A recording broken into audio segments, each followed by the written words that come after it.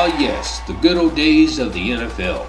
When I first became a fan back in 1967, 70% of current fans weren't even born yet, much less remember how exciting the game really was. The golden age of the NFL stretched from the late 1960s until 1992. In that span, we enjoyed watching legends compete like Roger Staubach, Earl Campbell, Jerry Rice, the Hogs, Lawrence Taylor, the Steel Curtain, Monsters of the Midway, and the Doomsday Defense.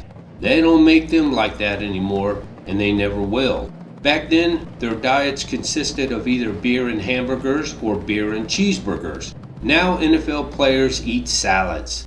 Back in the day, players' exercise regimens consisted of carrying groceries from the car to the kitchen or chasing after the kids.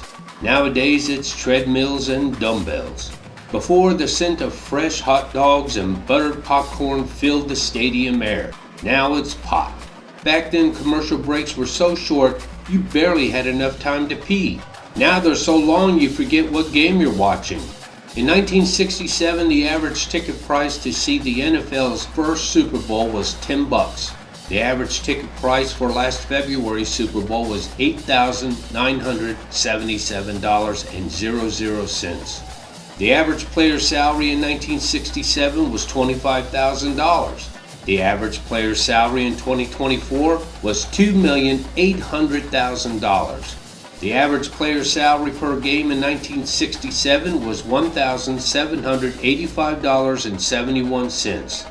The average player's salary per game in 2024 was $164,705.88. The price for a soda at an NFL game in 1967 was 29 cents. The price for a soda at an NFL game in 2024 was $5.50. In 1967, the average time of an NFL televised game was 2 hours and 45 minutes. Nowadays, it's 3 hours and 12 minutes.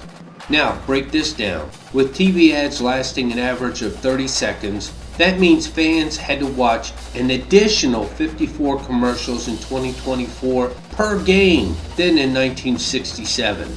So, let's sum things up. Games are nearly half an hour longer than they were half a century ago.